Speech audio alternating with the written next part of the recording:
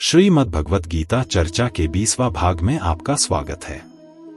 इस कड़ी में हम पहले अध्याय के श्लोक 41 और 42 पर चर्चा करेंगे। मनुष्य जीवन में गीता को समझना बहुत जरूरी है। पूरा वीडियो देखें, जिंदगी बदल जाएगी।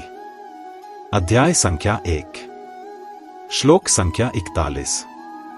मूल श्लोक: अधर्माभिभवात् कृष्ण प्रदुष्यन्ति कुलस्त्रियः स्त्रीषु दुष्टासु वार्ष्णेय जायते वर्णसंकरः। हिंदी अनुवाद: हे कृष्ण, अधर्म के अधिक बढ़ जाने से कुल की स्त्रियां दूषित हो जाती हैं, और हे वार्ष्णेय, स्त्रियों के दूषित होने पर वर्ण संकर पैदा हो जाते हैं। हे कृष्ण, पाप के अधिक बढ़ जाने से कुल की स्त्रियां दूषित हो जाती हैं, और हे वार्ष्णेय, स्त्रियों के दूषित होने पर वर्ण संकर उत्पन्न होता है। हिंदी कमेंट्री: अर्जुन अपने पूर्वकथित तर्क को आगे बढ़ाते हुए कहता है कि अधर्म के बढ़ने पर समाज में धीरे धीरे नैतिकता का पतन हो जाएगा और वर्ण संकर जातियां उत्पन्न होंगी। वर्ण एक ऐसा शब्द है जिसका अर्थ विकृत हो जाने से वह आज के शिक्षित लोगों की तीखी आलोचना का विषय बन गया है। उनकी आलोचना उचित है यदि उसका विकृत अर्थ स्वीकृत हो, परंतु आज वर्ण के नाम पर देश में जो कुछ होते हुए हम देख रहे हैं वह हिंदू जीवन पद्धति का पतित रूप है। प्राचीन काल में वर्ण विभाग का आधार समाज के व्यक्तियों की मानसिक व बौद्धिक क्षमता और पक्वता होती थी। बुद्धिमान तथा अध्ययन, अध्यापन एवं अनुसंधान में रुचि रखने वाले लोग ब्राह्मण कहलाते थे। क्षत्रिय वे थे जिनमें राजनीति द्वारा राष्ट्र का नेतृत्व करने की सामर्थ्य थी और जो अपने ऊपर इस कार्य का उत्तरदायित्व लेते थे कि राष्ट्र को आंतरिक और बाह्य आक्रमणों से बचाकर राष्ट्र में शांति और समृद्धि लाएं। कृषि और वाणिज्य के द्वारा समाज सेवा करने वालों को वैश्य कहते थे। वे लोग जो उपयुक्त कर्मों में से कोई भी कर्म नहीं कर सकते थे शूद्र कहे जाते थे। उनका कर्तव्य सेवा और श्रम करना था। हमारे आज के समाज सेवक और अधिकारी वर्ग, कृषक और औद्योगिक कार्यकर्ता आदि सभी उपर्युक्त वर्ण व्यवस्था में आ जाते हैं। वर्ण व्यवस्था को जब हम उसके व्यापक अर्थ में समझते हैं तब हमें आज भी वह अनेक संगठनों के रूप में दिखाई देती है।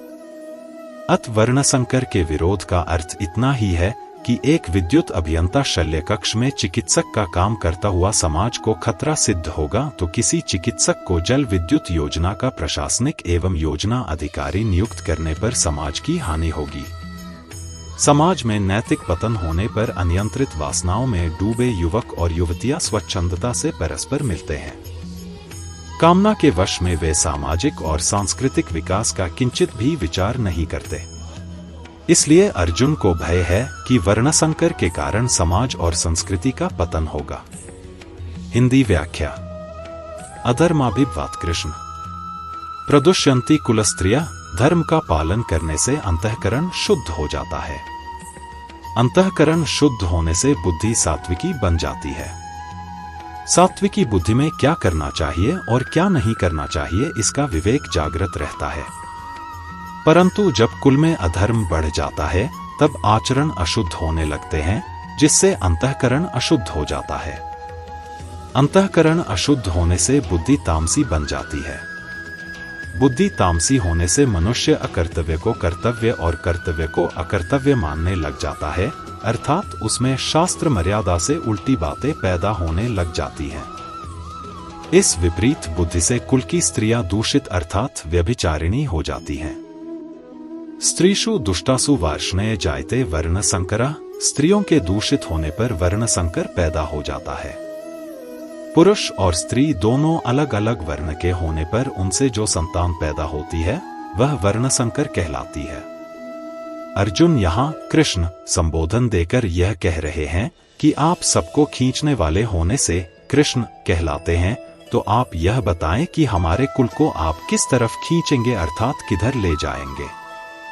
वार्ष्णेय संबोधन देने का भाव है कि आप वृषनिवंश में अवतार लेने के कारण वार्ष्णेय कहलाते हैं। परंतु जब हमारे कुल, वंश का नाश हो जाएगा तब हमारे वंशज किस कुल के कहलाएंगे, अतः कुल का नाश करना उचित नहीं है।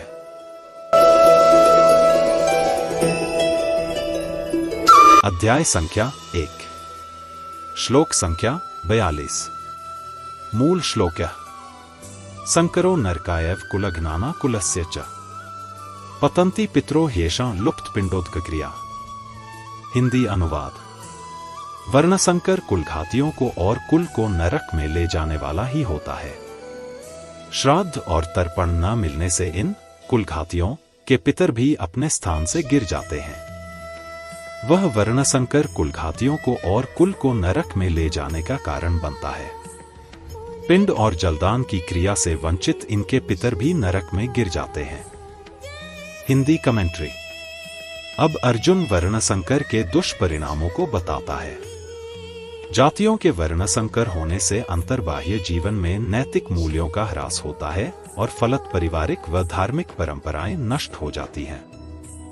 हिंदू धर्म के अनुसार मृत पितरों को पिंड और जल अर्पित किया जाता है। इसका तात्पर्य यह है कि पितर यह देखना चाहते हैं कि उनके द्वारा अत्यंत परिश्रम से विकसित की गई और अपने पुत्रों आदि को सौंपी गई सांस्कृतिक शुद्धता को वे किस सीमा तक बनाए रखते हैं और उसकी सुरक्षा किस प्रकार करते हैं। हमारे पूर्वजों द्वारा अथक परिश्रम से निर्मित उच्च संस्कृति को यदि हम नष्ट कर देते हैं तो वास्तव में हम उनका घोर अपमान करते हैं। यह कितनी आकर्षक और काव्यात्मक कल्पना है कि पितरगण अपने स्वर्ग के वातायन से देखते हैं कि उनके पुत्रादि अपनी संस्कृति की रक्षा करते हुए किस प्रकार का जीवन जीते हैं। यदि वे यह देखेंगे कि उनके द्वारा अत्यंत श्रम से लगाए हुए उद्यानों को उनके स्वजनों ने उजाड़कर जंगल बना दिया है तो निश्चय ही उन्हें भूख प्यास के कष्ट के समान पीड़ा होगी। इस दृष्टि से अध्ययन करने पर यह श्लोक अत्यंत उपयुक्त प्रतीत होता है। प्रत्येक पीढ़ी अपनी संस्कृति की आलोकित ज्योति भावी पीढ़ी के हाथों में सौंप देती है। नई पीढ़ी का यह कर्तव्य है कि वह इसे सावधानी पूर्वक आलोकित अवस्था में ही अपने आगे आने वाली पीढ़ी को भी सौंपे। संस्कृति की रक्षा एवं विकास करना हमारा पुनीत कर्तव्य है। ऋषि मुनियों द्वारा निर्मित भारतीय संस्कृति आध्यात्मिक है, जिसकी सुरक्षा धार्मिक विधियों पर आश्रित होती है। इसलिए हिंदुओं के लिए संस्कृति और धर्म एक ही वस्तु है। हमारे प्राचीन साहित्य में संस्कृति शब्द का स्वतंत्र उल्लेख कम ही मिलता है। उसमें अधिकतर धार्मिक विधियों के अनुष्ठान पर ही बल दिया गया है। वास्तव में हिंदू धर्म सामाजिक जीवन में आध्यात्मिक संस्कृति संरक्षण की एक विशेष विधि है। धर्म का अर्थ है उन दिव्य गुणों को अपने जीवन में अपनाना जिनके द्वारा हमारा शुद्ध आत्मस्वरूप स्पष्ट प्रकट हो। अत कुल धर्म का अर्थ परिवार के सदस्यों द्वारा मिलजुल कर अनुशासन और ज्ञान के साथ रहने के नियमों से है। परिवार में नियम पूर्वक रहने से देश के एक योग्य नागरिक के रूप में भी हम आर्य संस्कृति को जी सकते हैं। व्याख्या। संकरो नरकायव कुलघ्नाना कुलस्य च वर्ण मिश्रण से पैदा हुए वर्णसंकर में धार्मिक बुद्धि नहीं होती। वह मर्यादाओं का पालन नहीं करता क्योंकि वह खुद बिना मर्यादा से पैदा हुआ है। इसलिए उसके खुद के कुल धर्म न होने से वह उनका पालन नहीं करता, प्रत्युत कुल धर्म अर्थात कुल मर्यादा से विरुद्ध आचरण करता है। जिन्होंने युद्ध में अपने कुल का सहार कर दिया है उनको कुलघाती कहते हैं। वर्णसंकर ऐसे कुलघातियों को नरकों में ले जाता है। केवल कुलघातियों को ही नहीं, प्रत्युत कुल परंपरा नष्ट होने से संपूर्ण कुल को भी वह नरकों में ले जाता है। पतंती पितरो ह्येषां लुप्त पिंडोदकक्रिया, जिन्होंने अपने कुल का नाश कर दिया है, ऐसे इन कुलघातियों के पितरों को वर्णसंकर के द्वारा पिंड और पानी, श्राद्ध और तर्पण न मिलने से उन पितरों का पतन हो जाता है। कारण कि जब पितरों को पिंड पानी मिलता रहता है तब वे उस पुण्य के प्रभाव से ऊंचे लोकों में रहते हैं, परंतु जब उनको पिंड पानी मिलना बंद हो जाता है तब उनका वहां से पतन हो जाता है, अर्थात उनकी स्थिति उन लोकों में नहीं रहती। पितरों को पिंड पानी न मिलने में कारण यह है कि वर्णसंकर की पूर्वजों के प्रति आदर बुद्धि नहीं होती। इस कारण उनमें पितरों के लिए श्राद्ध तर्पण करने की भावना ही नहीं होती। अगर लोक लिहाज में आकर वे श्राद्ध तर्पण करते भी हैं तो भी शास्त्र विधि के अनुसार उनका श्राद्ध तर्पण में अधिकार न होने से वह पिंड पानी पितरों को मिलता ही नहीं। इस तरह जब पितरों को आदर बुद्धि से और शास्त्र विधि के अनुसार पिंडजल नहीं मिलता तब उनका अपने स्थान से पतन हो जाता है। आज का सत्र यहीं समाप्त होता है। श्री कृष्ण के साथ रहो। जय श्री कृष्ण।